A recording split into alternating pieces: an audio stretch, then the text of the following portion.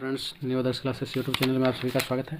आज की वीडियो में दोस्तों हम लोग देखने वाले हैं, है ना, प्रैक्टिस सेट, है ना। किस चीज़ का प्रैक्टिस सेट है ये? तो आप Bihar SSC CGL, Bihar SI, BPSC AEDO और अदर अन्य जो भी कॉम्पिटिटिव एग्जाम का होने वाली है उन सभी का ये प्रैक्टिस सेट है ना। इस प्रैक्टिस सेट के माध्यम से आप लोग प्रैक्टिस कर सकते हैं। और दोस्तों, सबसे पहले मैं आप लोग को आज छोटी दिवाली की ढेर सारी शुभकामनाएँ देते हूँ। और दोस्तों, आप लोग वीडियो को अंत तक देखें। आज ज़्यादा प्रश्न इसमें मैं सोल्व नहीं करूँगा। आज की वीडियो में मात्र 10 प्रश्न हमने हल करेंगे, है ना। और ये सारे प्रश्न दोस्तों आपको एग्जाम की दृष्टि से इंपॉर्टेंट है ना।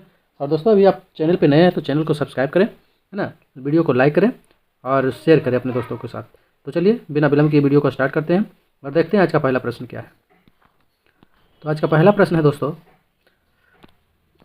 ऐसी राजस्व प्राप्तियाँ जिनका सरकार पर दावा नहीं होता है क्या कहलाती है? ऑप्शन है ए गैर प्रतिदेय, बी है पूंजीगत प्राप्तियां, सी है सुदृढ़ करने में सक्षम और डी है प्रतिदेय। तो दोस्तों, इस प्रश्न का जो सही जवाब होगा वो हो जाएगा आपका क्या? गैर प्रतिदेय, है ना। वैसी राजस्व प्राप्तियां जिस पर सरकार का दावा नहीं होता है उसे गैर प्रतिदेय कहते हैं। क्या कहते हैं दोस्तों? गैर प्रतिदेय कहते हैं।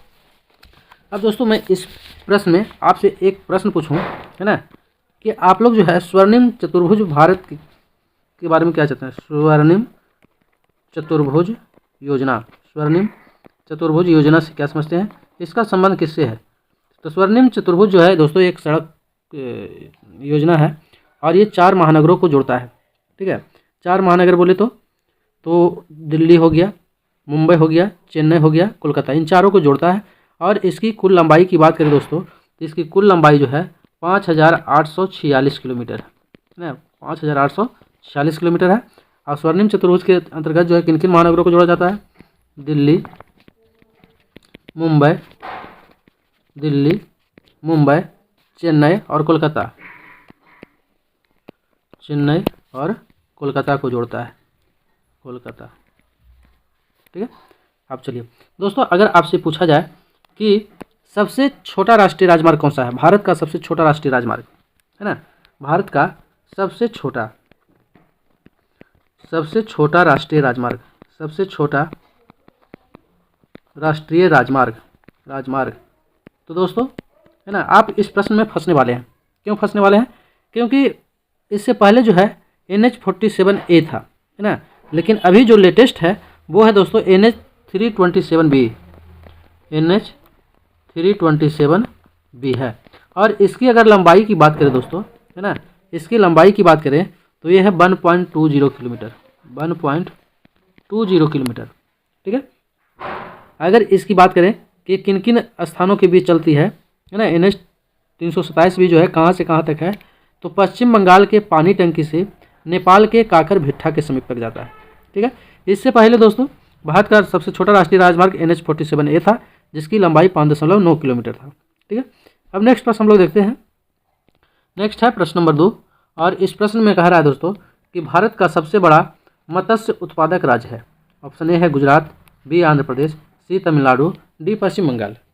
इस प्रश्न का सही जवाब क्या होगा? तो इस प्रश्न का जो सही जवाब होगा वो हो जाएगा आपका ऑप्शन बी, अर्थात आंध्र प्रदेश।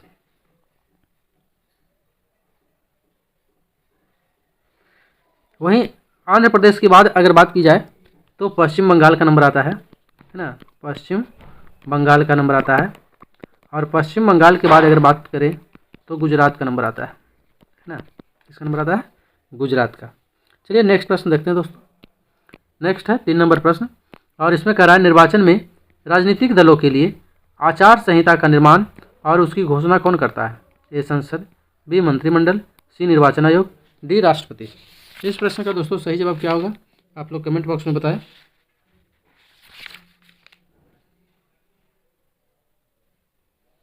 तो इस प्रश्न का जो सही जवाब होगा दोस्तों वो हो जाएगा आपका ऑप्शन सी, अर्थात निर्वाचन आयोग।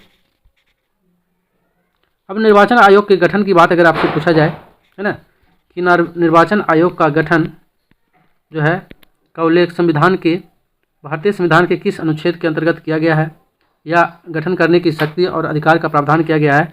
तो वो हो जाएगा दोस्तों आपका अनुच्छेद 324, है ना। अनुच्छेद किस में है? 324 में है। चलिए अब नेक्स्ट प्रश्न हम लोग देखते हैं। नेक्स्ट है 4 नंबर प्रश्न, और इसमें कह रहा है बिहार आर्थिक सर्वेक्षण 2022-23 के अनुसार बिहार में शिशु मृत्यु दर क्या है। ठीक है, ऑप्शन दिया गया है A 38, B 26, C 25, D 29। तो इस प्रश्न का जो सही जवाब होने वाला है दोस्तों वो है आपका ऑप्शन क्या, 29। वर्ष 2022-23 के अनुसार बिहार में शिशु मृत्यु दर 29 है, और ये जो आंकड़ा है वर्ष 2019 के आधार पर है। ठीक है, चलिए अब दोस्तों अगर आपसे पूछा जाए कि वर्ष 2011 के अनुसार, है ना, वर्ष 2011 के अनुसार, वर्ष 2011 के अनुसार बिहार का लिंगानुपात कितना है। ठीक है, बिहार का लिंगानुपात बताइए, और बिहार का शिशु लिंगानुपात बताइए। शिशु लिंगानुपात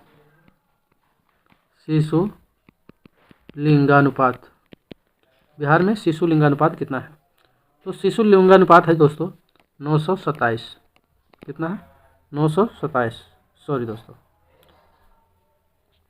बिहार में शिशु लिंगानुपात 927 नहीं है दोस्तों, है ना, ये पिछला आंकड़ा था। बिहार का जो शिशु लिंगानुपात है वो है 935, है ना। और वर्ष 2001 की अगर बात करें तो वर्ष 2001 में जो है लिंगानुपात कितना था, तो वो था 927। ठीक है,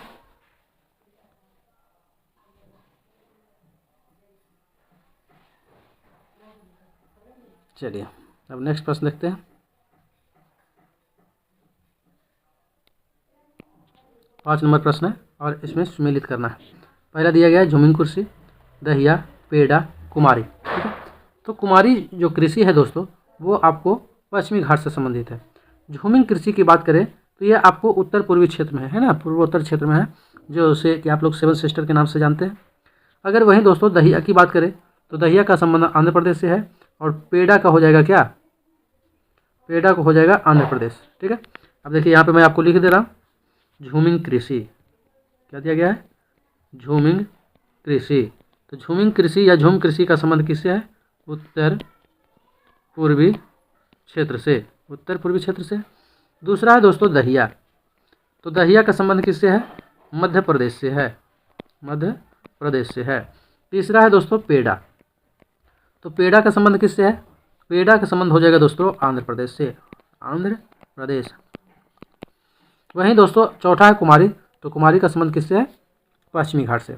चलिए नेक्स्ट प्रश्न देखते हैं, 6 नंबर प्रश्न, और इसमें कह रहा है भारत का कौन सा अनुच्छेद चुनावों के अधीक्षण, निर्देशन तथा नियंत्रण की बात करता है ना।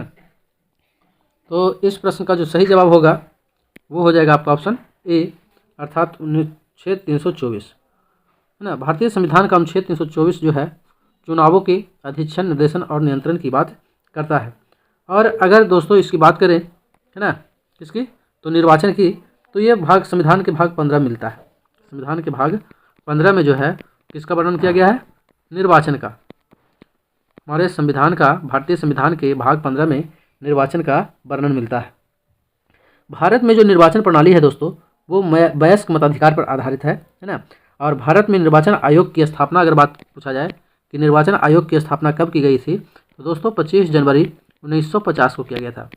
25 जनवरी 1950 ईस्वी को जो है, 1950 ईस्वी को जो है क्या किया गया था, निर्वाचन आयोग का गठन किया गया था। ठीक है, निर्वाचन आयोग जो है दोस्तों एक अस्थायी संवैधानिक निकाय है। क्या है, अस्थायी और संवैधानिक निकाय है। चलिए अब नेक्स्ट प्रश्न देखते हैं। नेक्स्ट है 7 नंबर प्रश्न, और इस प्रश्न में कह रहा है दोस्तों बंगाल और बिहार में, बंगाल और बिहार में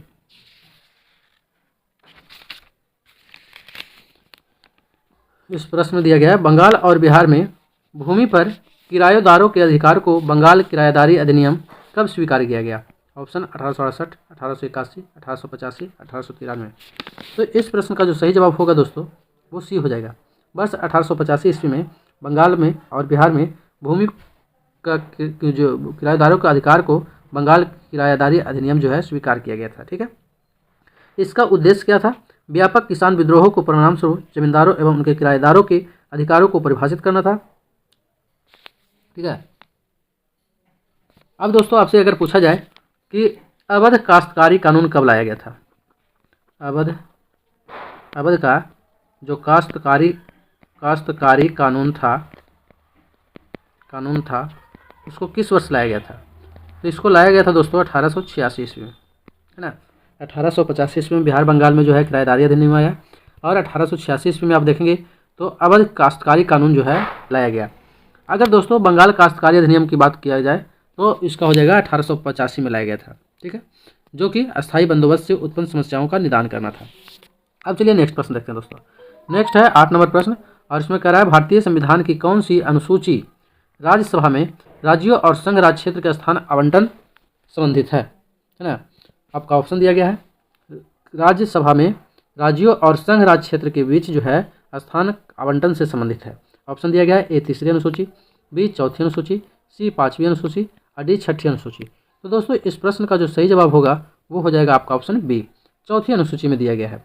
अब दोस्तों अगर आपसे प्रश्न पूछा जाए कि भारतीय संविधान में कुल कितनी अनुसूचियाँ हैं, तो टोटल अनुसूचियाँ हैं दोस्तों 12 अनुसूचियाँ हैं।